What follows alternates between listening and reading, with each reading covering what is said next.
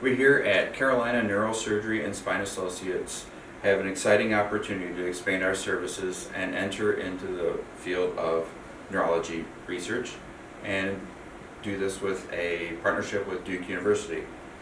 Now, I think this could only serve to bolster our reputation as one of the top providers of neurosurgery in the country.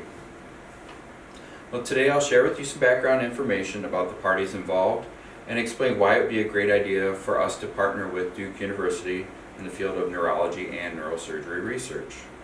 And I'll also try to convince staff members to be willing to take on different roles or expand their roles here in order to facilitate this. All of us here are staff members at one of the premier providers of neurosurgery in the country. I have 26 years of experience in EMS where I have personally seen the devastating results of neurological injuries. Also, I recently graduated from the University of Findlay with a degree in healthcare management, and while going through my studies I started getting more interested in neurology specifically and have tried to incorporate that into projects over the course of the last few years. So first I'll provide some information and statistics explaining why partnering with Duke would be beneficial to CNSA, and then I will try to persuade you, the staff, to be willing to accept changes in your roles here at CNSA in order to help make this happen. To begin with, I'd like to show you what Duke and Carolina Neurosurgery and Spine Associates can bring to the table with this potential partnership. According to Duke's website, dukehealth.org, 2025, they boast 2 Nobel laureates.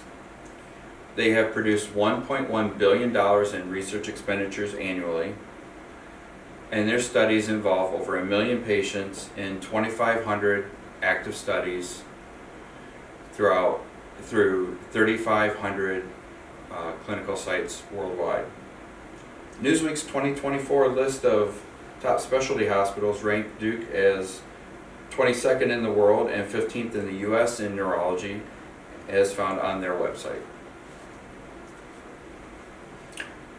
We are proud to show on our website, cnsa.com 2025, that we've been in practice for 85 years, going back to the very early days of neurosurgery as we know it today. According to a 2024 article by Carly Bem, the Castle Connolly Physician Directory ranked CNSA as the #1 provider in neurosurgery in the U.S. So now that we have talked a little bit about the parties involved in this potential venture, let's talk a little bit about what's going on in neurosurgery research today. The Mayo Clinic, widely considered the #1 hospital in the U.S. for neurology, has taken a multifaceted and multidisciplinary approach in their research, including basic research science, clinical studies, informatics, neuroengineering research, and outcomes research. This information can be found on their website, mayo.edu 2025. The Mayo Clinic has been able to make these great strides in research due in part to collaborations with their own campuses in Rochester, Minnesota, Phoenix, Arizona, and Jacksonville, Florida, as well as dozens of institutions worldwide. In a 2022 article in the International Journal of Environmental Research and Public Health, Mishra et al. Described how augmented reality and virtual reality are being widely studied in the area of neurological research. Another exciting new field of neurology research is the use of artificial intelligence, as outlined in a 2024 article by Noah Fromson, found in the University of Michigan website, 2025. There he talks about how AI-powered models can determine if any portion of a cancerous tumor remains and if it can be removed during that surgery.